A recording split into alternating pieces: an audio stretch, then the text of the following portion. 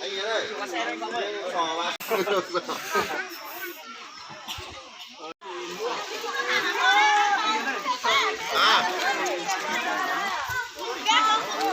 Cây hầu, cây hầu. Không biết nói không nghe đâu. Chết rồi. To hay là thịt bò xả.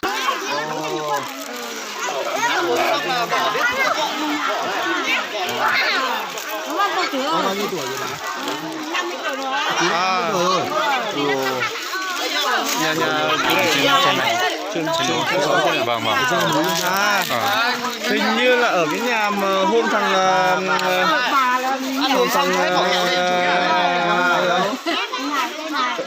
chưa thằng gì đưa anh lên nhà ở lưng đuôi phải không? Vâng vâng. Nhà gia đình cũng hơi khó khăn. Chỉ có hai mẹ con thôi. Hai mẹ con ở hai trên. Vâng nhà con. Vâng nhà cũng khoảng tính chỉ chế bạc thôi. Anh 50 tuổi rồi. Cháu lên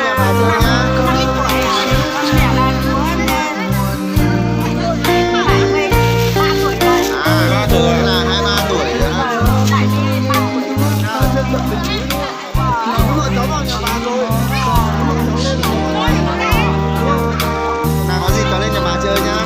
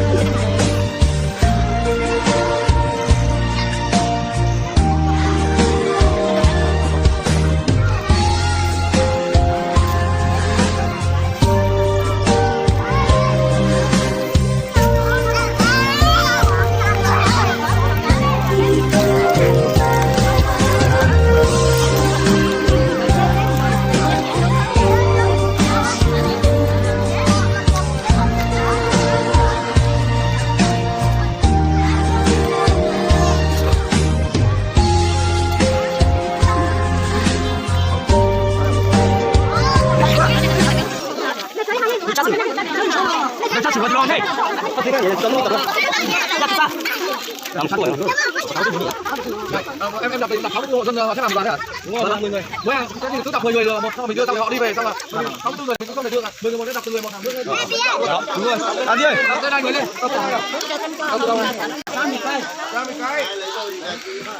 Ra một cái đứng lên nhận đồ. Thế là sao? Đi thế ở trên nhất.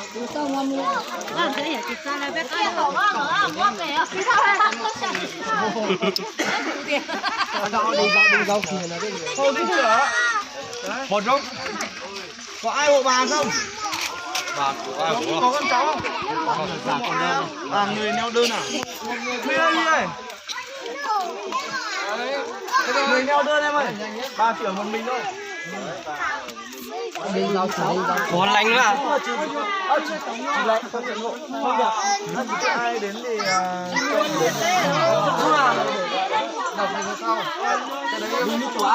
cái nào? Người nào mà lấy ra túa ơi. Cái này. Đâu vào đấy đúng rồi. Ra túa à?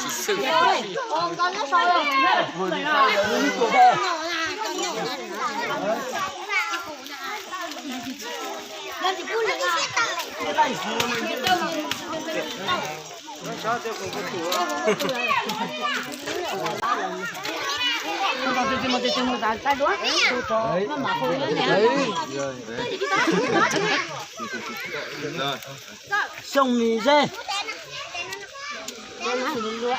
Cháu lên là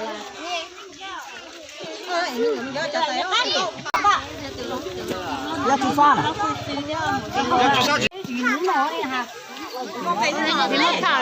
Sông mì mua. Mất tu mấy tổ là ăn bên hậu đó. Sông mì mua. Mình chỉ bán là cá. Mình chỉ bán là cá. Sông mì mua.